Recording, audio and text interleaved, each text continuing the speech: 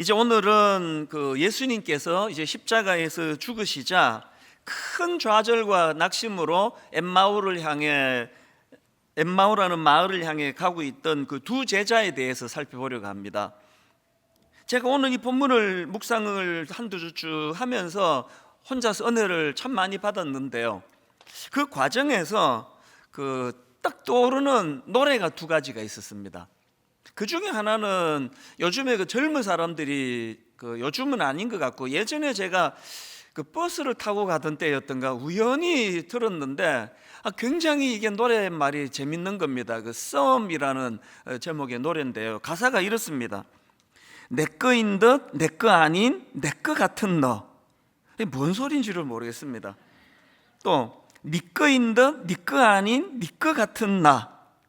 이게 무슨 사이인 건지 사실 헷갈려. 연인인 듯 연인 아닌 연인 같은 너. 이 노래 제목이 그 썸이라고 요즘 그 젊은이들이 사용하는 신조어인 것 같습니다. 그래서 뭐 썸 탄다, 뭐 썸 타다 이런 이야기들을 이제 가끔씩 듣는데요, 그래서 제가 사전을 찾아보니까 이 신조어도 있더라고요. 썸 타다, 이게 무슨 뜻인가 하니까 아직 연인 관계는 아니지만 서로 사귀듯 가까이 지내다, 이게 썸 타다는 뜻이랍니다. 제가 왜 엠마오 두 제자를 떠올리다가 이 노래가 떠올려졌는지 이따가 설명해 드리기로 하고요, 두 번째로 이제 오늘 본문 말씀을 살피다가 두 번째 떠오른 노래는 이 본문을 가지고 만든 찬양인데요, 엠마오 마을로 가는 두 제자.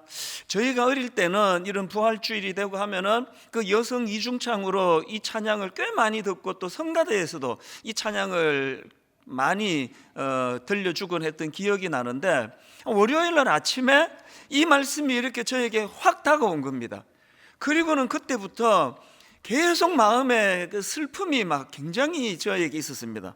가사를 보니까 엠마오 마을로 가는 두 제자, 절망과 공포에 잠겨 있을 때, 또 2절에서도 이 세상 사는 길 엠마오의 길, 끝없는 슬픔이 앞길을 막으나.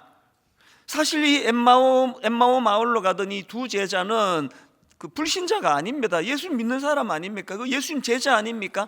그런데도 불구하고 절망과 공포에 잠기고 끝없는 슬픔이 앞을 막고 하는 이런 가사를 보면서 저는 분당 우리 교회에 지금 수많은 성도님들이 경제적인 어려움, 건강의 문제, 자녀 문제, 이런저런 어려움으로 참 절망과 공포에 잠겨 있고 끝없는 슬픔이 앞길을 막는 이런 가슴 아픈 이야기들을 계속 기도 제목으로 제가 받고 있는 거 아닙니까?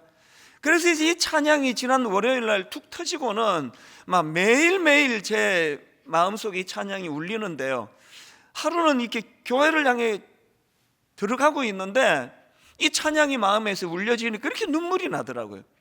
얼마나 많은 성도들이 지금 어려움에 빠져 힘들어하고 계시는가, 그런 생각을 하면서 그렇게 한 주 내내 이 찬양이 참 저를 참 마음 아프게 만들었는데요, 제가 계속 이제 엠마오로 가는 두 제자 이 찬양을 계속 되뇌고 있는데 어제 오전에 불쑥 아까 제가 앞에서 설명드린 이 썸이라는 노래가, 저는 그 노래 알지를 못하거든요. 가사도 생각이 안 나고 그래서 막 어떻게 검색을 해서 이제 그 가사를 보니까 예전에 우연히 들었던 그 가사가 참 의미가 있는 겁니다. 왜 엠마오로 향한 두 제자를 묵상하다가 그 썸이라는 노래가 떠올려졌는지 설명을 드릴게요.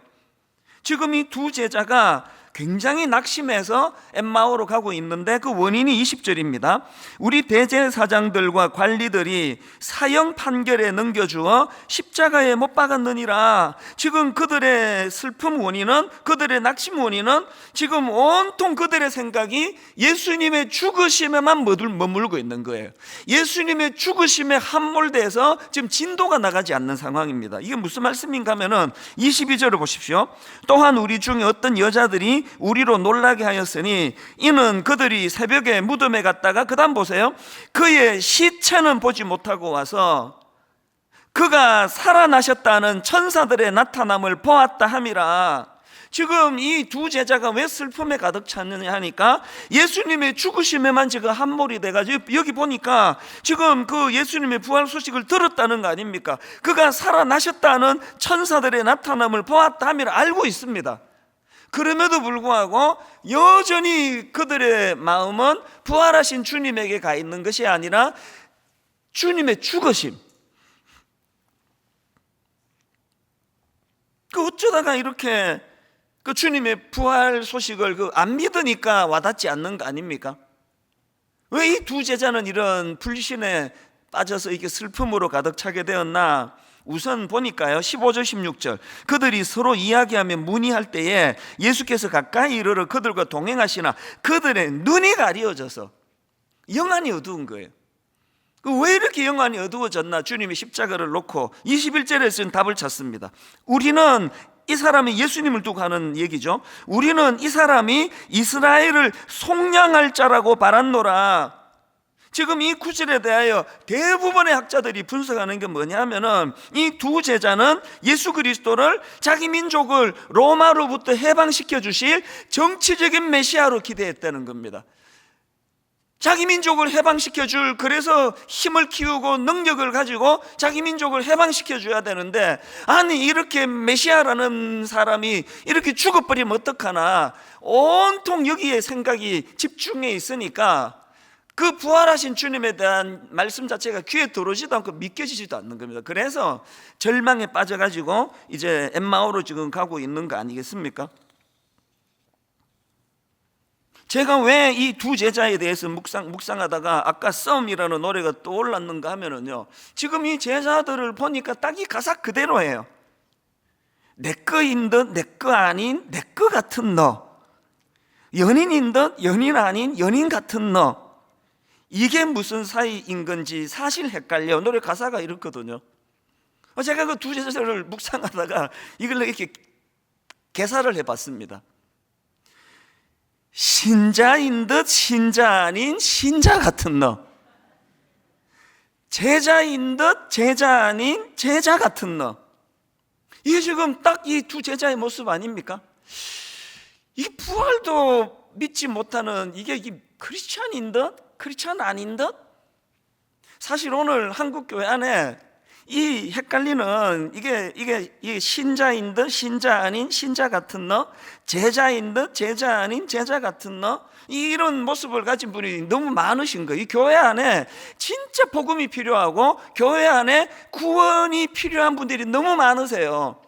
그래서 제가 이 노랫말이 어제 떠오르면서 정말 여러분 이 주일날 저는 간절히 촉구합니다. 우리 청년들 표현 그대로 제가 빌려서 말하자면, 여러분 이제 하나님과 썸만 타지 마시고요, 이제 사랑을 고백하세요. 결단하세요. 그분의 믿음을 수용하셔야 돼요. 제가 이 노래를 되뇌이면서 이 두 제자를 보면서 깨달은 게 하나 있는데요, 여러분 우리 뭘 기억해야 되느냐? 지금 여러분들이 아픔이 많잖아요. 마음이 두려움이 많잖아요. 걱정이 많으시잖아요. 그런데 여러분, 우리가 겪고 있는 이 아픔이나 슬픔, 마음고생 중에서 상당수가 안 해도 되는, 안 겪어도 되는 마음고생이라는 거 아십니까? 이 두 제자가 그런 거 아닙니까?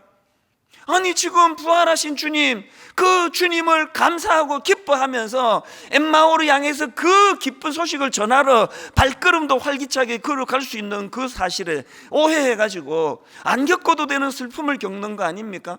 그 피해도 되는 마음고생 아니냐고요. 오늘 여기 나는 아무 걱정이 없다, 문제가 없다, 나는 그냥 늘 행복하다, 아무도 안 계실 거예요. 그러나 여러분, 그 모든 걱정 근심을 껴안고 사는 우리지만 사실은 대부분이 피할 수 있는 마음고생이고 대부분이 안 해도 되는 근심 걱정을 하고 있다는 걸 기억하셔야 된다는 겁니다. 이건 오늘 보면 바로 앞에 나오는 그 성숙하다고 하는 여인들도 사실은 마찬가지예요.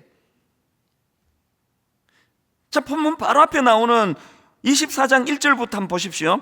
안식 후 첫날 새벽에 이 여자들이 그 준비한 향품을 가지고 무덤에 가서 돌이 무덤에서 굴러 옮겨진 것을 보고 들어가니 주 예수의 시체가 보이지 아니한지라. 그랬더니 4절에서 이 여인들의 반응을 보십시오. 이로 인하여 근심할 때에 오래 예수 믿은, 또 어릴 때부터 예수 믿은 분들이 갖는 치명적인 문제가요, 성경에 너무 익숙한 거예요. 그래서 이런 구절을 아무 기대감 없이, 아무 어떤 저항감 없이 그냥 통과. 이 문제가 이게 문제구나라고 느껴보신 분 계세요? 아니, 지금 예수님의 시체가 보이지 않습니다. 이게 어떻게 근심할 거리냐고요, 이게. 한번 생각을 해보세요. 지금 이 본문에서 마리아와 그 여인들이 무덤이 비어있는 것을 보고 너무 근심하고 너무 당황하고 너무 슬퍼하니까 그 빈 무덤의 의미에 대하여 어떻게 부여를 해주는가 하니까 6절을 보십시오. 여기 계시지 않고 살아나셨느니라. 여러분, 지금 이 여인들이 놓치고 있는 게 뭡니까? 뭘 놓쳤습니까? 6절을 다시 한번 보시겠습니까? 여기 계시지 않고 살아나셨느니라. 갈릴리에 계실 때에 너희에게 어떻게 말씀하셨는지를 기억하라. 감이 좀 오십니까? 지금 그 여인들이 무덤을 찾았는데 거기에 예수님의 시신이 계시다. 이거야말로 절망적인 이야기예요. 아니, 그냥 그렇게 한 인간으로 죽고 끝났다. 그래서 시신이 그대로 있다. 이거야말로 모든 여인들이 통곡할 일 아닙니까? 그리고 여기에 그 천사들이 주는 메시지에 보니까 갈릴리에 계실 때 너희에게 어떻게 말했는지 기억 좀 해라. 그러면서 7절 이르시기를 인자가 죄인의 손에 넘겨져 십자가에 못 박히고 제3일에 다시 살아나야 하리라 하셨느니라. 주님이 이런 말씀을 주셨는데 거기에 시신이 그대로 있다. 그러면 이거는 속은 것밖에 더 되느냐고요. 그러니까 지금 이 마리아와 그 성숙한 여인들이 빈 무덤을 보고 할렐루야를 외쳐야 되는 거 아닙니까? 말씀이 그대로 구현됐다고 기뻐해야 되는 거 아니냐고요. 그런데 근심하는 겁니다. 왜 근심했을까요? 결정적인 순간에 말씀이 기억이 나지 않은 겁니다. 이걸 지적하는 거야. 6절 다시 보십시오. 여기 계시지 않고 살아나셨느니라. 갈릴리에 계실 때에 너희에게 어떻게 말씀하셨는지를 뭐 하라고요? 기억 좀 하라. 기억 좀. 우리들에게 치명적인 문제가 뭡니까? 세상의 이 코로나 이 와중에도 위험을 무릅쓰고 이렇게 그냥 모든 지금 공간마다 허락하는 인원들이 다 차도로 예배를 드리고 은혜를 받고 눈물을 흘리는데 문제가 뭡니까? 그 놀라운 믿음이 결정적으로 그 믿음이 필요할 때는 까먹어버리는 거예요. 이게 굉장히 심각한 문제예요. 저희 가정에도 그런 일을 겪었지 않습니까? 아내가 갑자기 건강을 잃었습니다. 그때 복음이 작동이 돼야 되고 부활하신 주님의 능력이 작동이 돼야 되고 슬픔이 내 모든 세포마다 엄습해 올 때에 그때 부활하신 주님의 능력을 확신하고 믿음이 작동이 돼야 되는데 정작 필요할 때는 까먹어버리는 거예요. 아니, 이 믿음 좋다고 하는 마리아와 여인들이 지금 그러고 있는 거 아닙니까?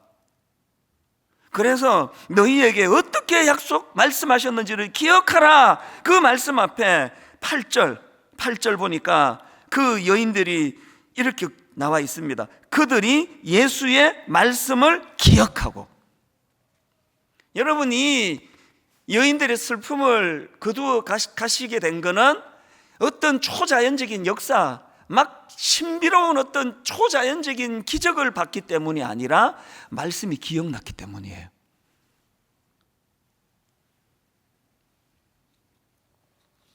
엠마오를 향해 가던 그 두 제자도 마찬가지 아닙니까? 그렇게 근심과 걱정, 그래서 아까 그 앞부분에 그 찬양을 대낼 때마다 월요일부터 금요일까지 슬펐거든요. 이 두 슬픔 가득한, 낙심 가득한 두 제자가 그 슬픔을 거두어 가게 된 결정적인 계기가 뭡니까? 주님이 그들을 찾아주셨는데요. 25절을 보십시오. 이르시되 미련하고 선지자들이 말한 모든 것을 마음에 더디 믿는 자들이요. 저는 이 말씀이 저에게도 임하기를 원합니다. 꾸지람을 하시는 거예요. 제가 담임 목사가 되고 위기를 느끼는 게 뭐냐? 저를 꾸짖는 사람이 없어졌습니다. 아무도 저를 안 꾸짖으세요. 예전에 오카노 목사님 계실 때는 화요일 날 오후면 전화가 오세요. 자네 설교 잘 듣고 있다. 그 한마디가 막 천둥보다 저는 크게 들리는 거예요. 아니 지금 목사님이 듣고 계시다는데 이 설교를 내가 그냥 내 멋대로 막 그렇게 설교할 수 있겠습니까? 옥하는 목사님이 돌아가시고 너무나 슬펐던 핵심 중 핵심이 이거예요. 이제 꾸짖어 줄 어른이 안 계시는구나. 저는 이 시대 젊은이들이 너무 불쌍해요. 너무나 어른들이 지금 어른으로서의 그 대접을 못 받는 이런 시대라서 어른들도 저는 마음이 아프지만요, 어른을 죽여놓아버린 이 포스트 모더니즘의 특징이라 그러는데 전 세계적인 추세인데, 그래서 저는 어른들에 대해서도 마음이 아프지만 저는 이 땅의 젊은이들이 너무 마음이 아파요. 여러분 지난 1년 되돌아보셔서 누군가 여러분을 꾸짖어 주는 사람이 있었습니까? 그 사람은 복된 사람이에요. 주님이 꾸짖으시는 거예요. 미련하고 선지자들이 말한 모든 것을 마음에 더디 믿는 자들이요. 그리고는 주님이 풀어주시는 말씀이 26절, 그리스도가 이런 고난을 받고 자기의 영광에 들어가야 할 것이 아니냐 하시고, 이에 모세와 모든 선지자의 글로 시작하여 그 다음 보세요, 모든 성경에 쓴 바 자기에 관한 것을 자세히 설명하시니라. 여러분 이 혼란에 빠진 두 제자, 절망을 가지고 엠마오로 가고 이 두 제자의 그 혼란을 잠재워지게 된 것도요, 주님이 못자국을 보여주시고 신비로운 어떤 무엇을 보여주셔서가 아니에요. 그들의 혼란을 잠재운 건 모든 성경에 쓴 바 자기에 관한 것을 자세히 설명하시는 말씀이에요. 말씀. 한국교회가 진짜 부흥하기를 원한다면 말씀으로 돌아가야 됩니다. 그래서 지금 한국 교회는요, 이 교회들마다 그런 현상, 목사의 그 영향력이 너무 커버린 이거가 진짜 위험한 걸 아셔야 됩니다. 지금 종교개혁을 왜 했습니까?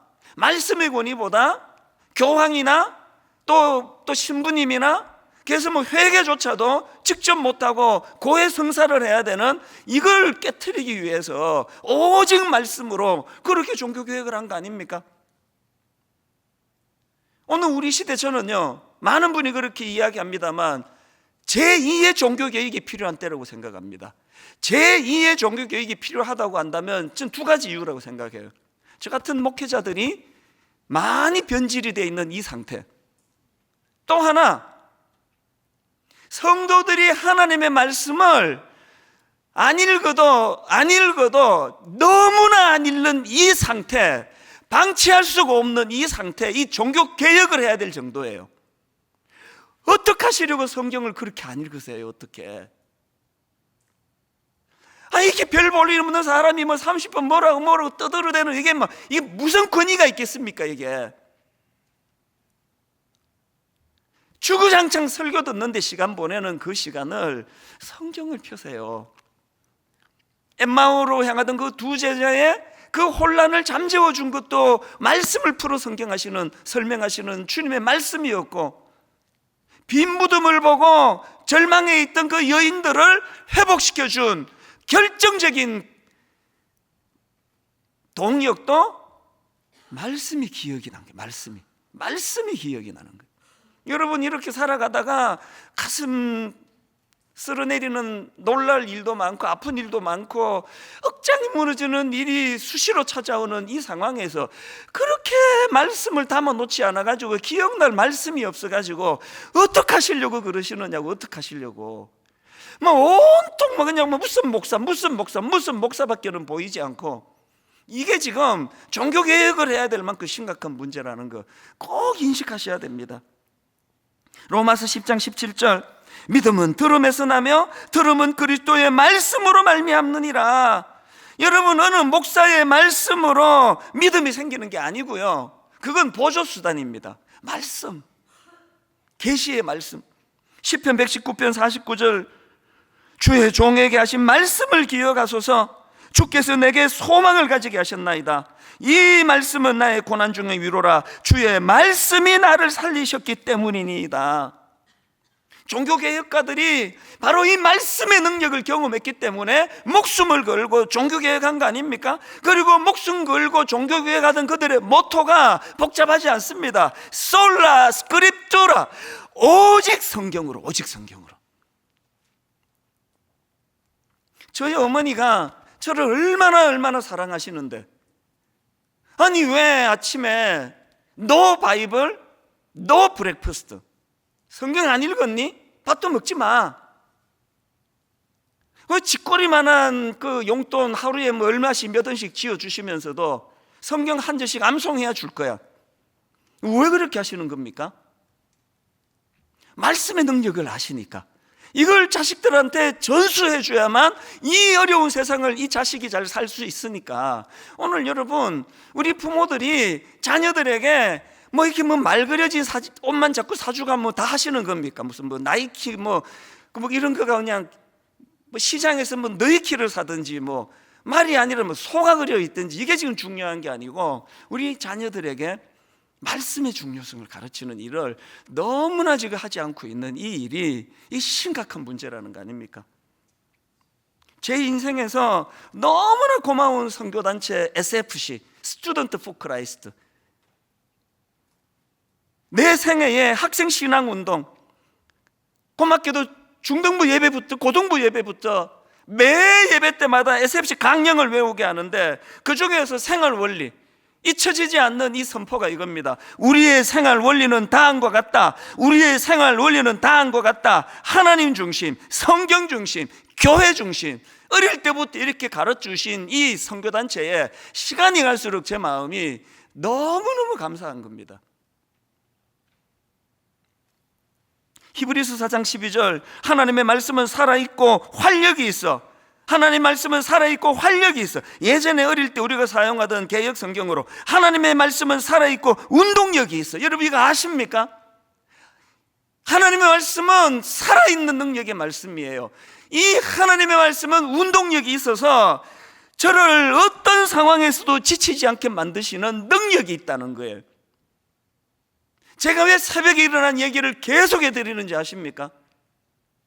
어제 절망에 빠져 있던 제가, 어제 번아웃이 돼가, 어제 제가 일어날 용기가 나지 않는 제가 이런 새벽에 하나님 앞에 말씀을 대면할 때, 그 말씀이, 그 새벽에 만나는 말씀이 살아 운동력이 있는 말씀이라 지치지 않게 만들고, 지쳤는데 금방금방 회복되게 만들고, 금방금방 의욕이 살아나고, 1만 성도 파송운동, 가평 우리마을, 드림센터 사회화는, 그리고 이 수많은 성도님들 목회, 이게 뭐 하나라도 제대로 할 수 없을 만큼 무거운 이 모든 것들을 감당할 수 있게 만드는 거, 매 새벽에 가장 신선할 때 만나는 살아계신 하나님의 말씀, 이 말씀이 아무것도 없는 저를 향하여 이 하나님의 말씀은 살아있고 운동력이 있다는 거, 이걸 우리 자녀들에게 좀 가르쳐 줘야 되는 거 아닙니까? 부모들이 먼저 뭐 이 말씀의 능력을 뭐 잘 실감을 못하고 하시니까, 어떤 가정에 그 믿음이 되게 좋은 여집사님이 계셨나 봅니다. 근데 남편이 믿음이 별로 없는 것 같아요. 한 번은 이 그 부인이 너무 아파서 교회를 갈 수 없는 상황이 됐습니다. 그래서 이제 이 남편이 걱정이 되는 겁니다. 그래서 여보 혼자 예배 보러 가시더라도 정말 우리 목사님 말씀에 집중하고 예배 좀 잘 드리다 오셔야 된다고, 그리고 이제 좀 점검하고 싶은 마음이었던 것 같아요. 예배 마치고 오면 꼭 오늘 말씀을 저한테 요약해서 좀 들려주세요. 그렇게 이제 신신당부를 했는데, 그 남편이, 그 아내가 이렇게까지 부탁하니까, 그래서 이제 정성을 이제 다해서 예배를 드렸습니다. 그렇게 하고 이제 집에 왔더니 그냥 득달같이 아내가 그냥 오늘 말씀이 어땠냐고 막 나한테 정리해 달라고 막 그러니까, 이 남편이 다짜고짜 그 아내를 막 부둥켜 안는 거예요. 너무 사랑한다고 막 부둥켜 안으면서 사랑을 고백하고, 이게 결혼하고 처음 있는 일입니다. 그래서 이 남 부인이 막 너무너무 행복해가지고요, 세상에 무슨 말씀이 이렇게 은혜를 받아가지고 이렇게 사랑을 표현하고 그러느냐고, 오늘 예배 잘 드렸군요. 예배 중에 목사님이 무슨 말씀에 은혜를 받았냐 그러니까 그 남편이 하는 말이, 오늘 목사님 말씀의 주제가 원수를 사랑하라였어. 웃기려고 만든 이야기겠죠, 그죠? 뭘 강조하고 싶은 건가요, 이게? 이건 웃기려고 한 얘기가 틀림없을 것 같지만요, 그러나 여러분, 저는 웃기려고 드리는 말씀이 아니고 지난 19년 동안에 진짜 이 말씀으로 남편의 인격이 달라지고 아내의 인격이 달라지고 이혼하려는 가정은 뭐 다 합치면 수백 가정이 넘을걸요. 제가 아는 것만. 이혼했던 가정도 특별 새벽 부흥의 마지막 날 제가 인도하는 재결합식을 인도한 적도 있습니다. 말씀의 능력이에요. 오늘 본문 말씀을 정리하면 이렇습니다. 마태복음 7장 24절에 이 산상수훈의 마지막 결론이 뭐냐? 자, 보십시오. 그러므로 누구든지 나의 이 말을 듣고 행하는 자는 이 집을 반석 위에 지은 지혜로운 사람 같으니. 그 다음 보세요. 비가 내리고 창수가 나고 바람이 불어 그 집에 부딪히되 무너지지 아니하나니 이는 주추를 반석 위에 놓은 까닭이요. 또 26절. 나의 이 말을 듣고 행하지 아니하는 자는 그 집을 모래 위에 지은 어리석은 사람 같으리니 비가 내리고 창수가 나고 바람이 불어 그 집에 부딪힘에 무너져 그 무너짐이 심하니라. 인생의 중심을 잘 잡고 안정적으로 가는 그 모습과 맨날 흔들흔들거리며 불안에 떠는 그 중심은요, 말씀이 들려지느냐 그렇지 않느냐, 들려진 말씀이 내가 순종하며 나가느냐 그렇지 않느냐. 지금 엠마오를 향해 가는 이 두 제자는 지금 말씀이 지금 들려지지 않는 상태 아니냐고요. 그래서 오늘 이 본문 말씀을 정리하자면, 그렇게 해서 혼란에 빠진 그 두 제자를 주님이 만나주시고 그들에게 말씀으로 깨우쳐 주시니까요, 그 두 제자가 말씀으로 세 가지 변화가 일어나는 겁니다. 첫째 뭐냐? 제일 먼저 마음의 변화가 일어났습니다. 32절. 그들이 서로 말하되 길에서 우리에게 말씀하시고 우리에게 성경을 풀어주실 때에 우리 속에서 마음이 뜨겁지 아니하더냐. 지난 19년 동안 매 예배 현장에마다 마음이 뜨거워지신 분, 눈물을 삼키신 분, 화장실에 가서 너무나 많은 얼굴이 눈물로 얼룩져 있어서 막 여성분들 그거 고치느라고 막 줄을 서 있다고, 그런 이야기를 여러 차례 제가 들었거든요.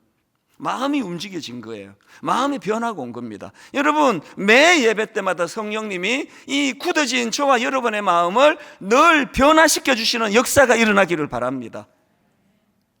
두 번째 변화, 방향의 전환이 일어났습니다. 33절입니다. 곧 그때로 일어나 예루살렘에 돌아가 보니, 세 번역으로 보니까 그들이 곧 바로 일어나서, 이게 지금요 밤이거든요. 밤.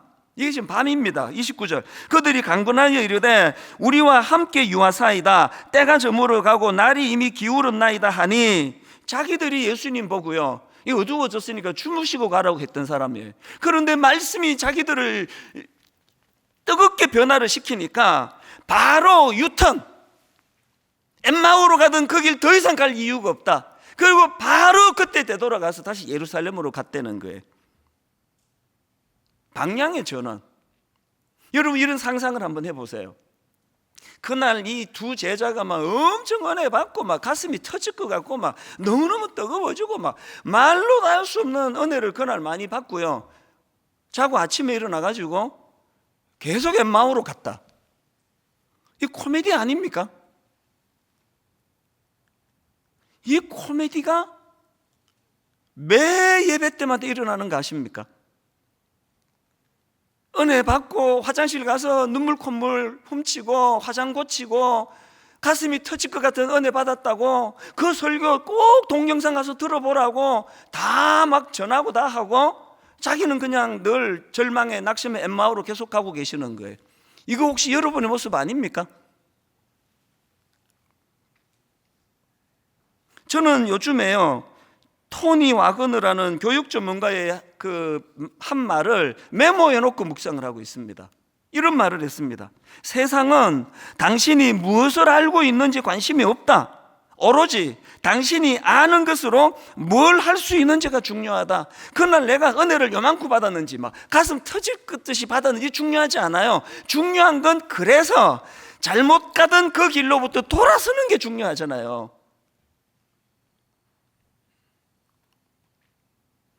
그런가 하면 마지막 세 번째로 이 말씀으로 인한 변화 하나 더 있는데요, 해야 할 일이 생겼다는 거예요. 35절, 두 사람도 길에서 된 일과 예수께서 떡을 떼심으로 자기에게 알려지신 것을 말하더라. 해야 할 일이 있었습니다. 왜? 이렇게 절망하던 나에게 부활하신 주님이 오셔서 말씀으로 풀어 우리를 뜨겁게 만들어 변화시켜 주셨다. 이거를 전할 할 일이 생긴 겁니다. 여러분, 은혜 받은 분은 할 일이 생긴 자인 줄로 믿으시기를 바랍니다. 베드로전서 2장 9절, 오직 너희는 택하신 족속이요 왕같은 제사장들이요 거룩한 나라요 그의 소유된 백성이니, 그 다음 보세요. 이는 너희를 어두운 데서 불러내어 그의 기이한 빛에 들어가게 하신 자의 아름다운 덕을 뭐 하라고요? 선전하게, 선포하게 하려 하심이라. 제가 지난 월요일 날 엠마오 마을로, 이 찬양이 금요일까지 저를 슬프게 했다고 말씀을 드렸잖아요. 그런데 어제 토요일이에요. 이 찬양이 더 이상 슬프지 않고 너무 감격과 너무 기쁨으로 바뀌는 이런 너무나 놀라운 걸 어제 경험했거든요. 왜 이렇게 됐나? 제 가사의 중심이 틀렸더라고요. 월요일부터 금요일까지 저를 그렇게 슬프게 했던 건 앞부분에 나오는 두 번씩 반복되는 이 가사 때문에, 엠마오 마을로 가는 두 제자, 절망과 공포에 잠겨 있을 때 2절, 이 세상 사는 길 엠마오의 길 끝없는 슬픔이 앞길을 막으나, 두 번씩 반복되는 이것 때문에 제가 슬펐는데, 어제 제가 은혜 받고 보니까 이 생각을 잘못한 게, 이 찬양은요 앞쪽에다 무게를 두고 만든 찬양이 아니고요, 이렇게 절망과 공포에 잠겨 있을 때 끝없는 슬픔이 앞길을 가로막으나, 그런데 그 다음에 이 찬양이 하고 싶은 진짜 중요한 게 이거더라고요. 주 예수 우리들에게 나타나시사, 주 예수 우리들에게 나타나시사 참되신 소망을 보여주셨네. 2절에서도요, 주 예수 우리들에게 나타나시사 새 소망 주심을 믿사옵나이다. 우리의 절망을 잠재워 주셨던 부활하신 주님의 참되신 소망을 보여주셨네. 새 소망 주심을 믿사옵나이다. 최근에 팀 켈러의 부활을 입다, 이런 제목의 책이 나왔는데, 이 책의 부제가 너무 오늘 설교를 요약하는 것 같아요. 인생 단 하나의 희망, 인생 단 하나의 희망, 하나님의 위대한 반전, 부활이라는 것입니다. 저는 오늘 결론을 특별한 찬양으로 마무리하기를 원합니다. 제가 한 주 내내 이 엠마오의 두 제자, 이 찬양이 되뇌어졌기 때문에 정말 우리 성도님들에게 이 찬양을 들려주고 싶은데, 막 인터넷 뒤지고 유튜브 뒤져도 적절한 찬양이 안 나와요. 그래서 너무 아쉬웠다가 금요일 아침에 우리 찬양 잘하는 성도님께 부탁을 드려야 되겠다. 그래서 여러분, 정다운 집사님, 이혜진 집사님, 또 반주로 서혜주 성도님 이틀 전에 부탁을 했는데요, 너무 감사하게도 순종하면서 너무나 아름답게 하모니를 이루는 찬양을 주셨거든요. 여러분, 이 찬양을 들려드리고 말씀을 끝내려고 하는데, 한번 가만히 자기를 돌아보세요. 나는 이 찬양의 무게중심이 이 찬양 가사의 앞부분에 있어 날마다 슬픈 자인가? 나는 이 찬양의 무게중심이 우리 목사님이 토요일 날 그렇게 경험하셨다는데, 이 무게중심이 뒤에 있어 늘 희망과 감사가 나오는가? 이거를 되짚어 점검하시면서 이 찬양을 들어보시면 좋겠습니다. 귀한 찬양 같이 들어보시도록 하겠습니다.